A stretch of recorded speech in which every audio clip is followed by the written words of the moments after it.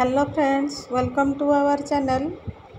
आज आपण मानकु grow bag रे भेंडी लगाई देखैबी।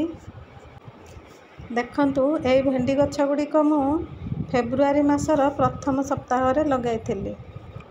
एही गछ गुड़िक प्राय गोटाए मासर होई गलानी। फेब्रुआरी मासटी हेउची ठीक समय मंजी लगाइबा पाई। भेंडी कलरा आपण माने चाहिले लगाई पारिबे। देखंतु मु भेंडी आउ कलरा मध्य लगाइछि। फेब्रुआरी मासरे मंजी लगाइले मंजीरु सहजरे गछ होई थाए। देखंतु ये हला मोर कलरा गछ। आकु मध्य मु फेब्रुआरी फास्ट वीक रे लगाइथिली। ए गछ मध्य गोटे मासर होई गलानी। कलरा गछ गुड़िक मूल रे घास उठिथिबो जदि ओपाड़ी देबे। गछ गुड़िक 15 दिनर लेखाएं होई गले खुसाई देई किछि गोबर खत दे देबे। आपण माने चाहिले सोरिष पिडिया मध्य पानी करिकि दे परिबे। सोरिष पिडिया 100 ग्राम को नेई 2 लिटर पानी रे बतुराई देबे। 4-5 दिन परे से फर्मेंट हो जाइथिबो। दिन को 2 थर लेखाएं घांटी दउथिबे। 10 लिटर पानी रे ताको डाइल्यूट करी प्रति गछ पिछा 200 ग्राम लेखा दे देबे। जहा द्वारा कि गछ गुड़िक सब प्रकार पोषक तत्व पाई परिबो एवं खूब सहजरे बढ़ी परिबो। 5 ml लिंब तेल को 1 लिटर पानी रे मिसाई प्रति 8 दिन रे थरे लेखा स्प्रे कले कौनसी रोग पोक लागिबे नाही। देखंतु ये होचे मोर शीत दिने लगाइथिबा टमाटो गछ 4 किलो हार्वेस्टिंग करि सारिलिनी। देखंतु आहुरी बहुत गुडे टमाटो अछि। आकु मु खूब शीघ्र हार्वेस्टिंग करि नेबी। आज मु आपण मानकु ग्रो बैग रे भेंडी लगाई देखैबी। वीडियोटी को शेष पर्यंत देखंतु। मो वीडियोटी को लाइक करंतु एवं चैनल को सब्सक्राइब करंतु। भेंडी गछ को आमे 2 प्रकारर लगाई परिबा।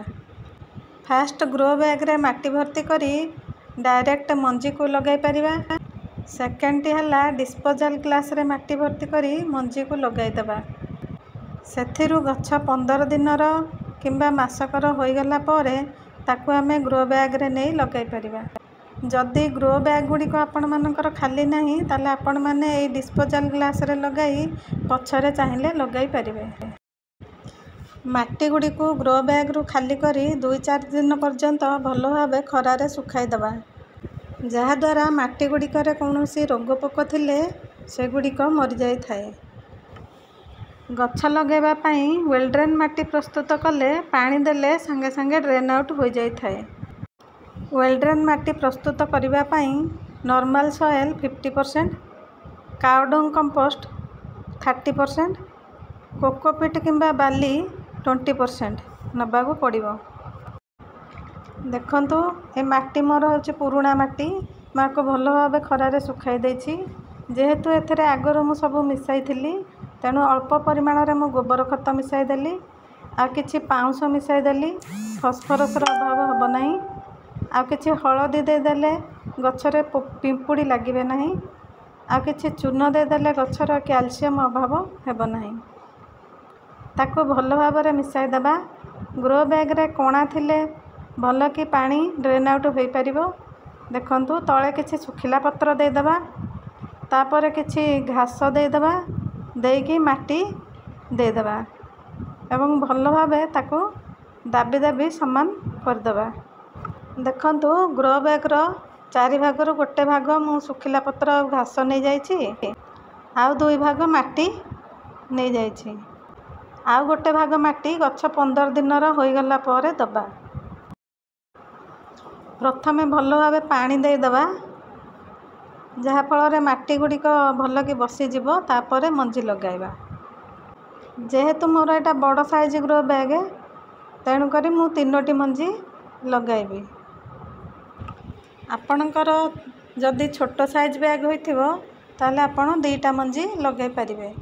देखंतु एई परे किछि माटी देई तापरे पानी दे देबा। देखंतु खरा दिन पई मो बारी रे किछि टमाटो गछ मध्य लगाइछि।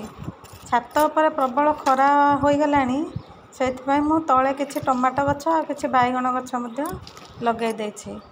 ଗଛ 15 ଦିନର ହୋଇଗଲେ ତା ମୂଳରେ ଏମିତି କିଛି ଖତ ଦେଇଦେଲେ ଗଛ ଗୁଡ଼ିକ ଭଲ ବଢ଼ିଥାଏ।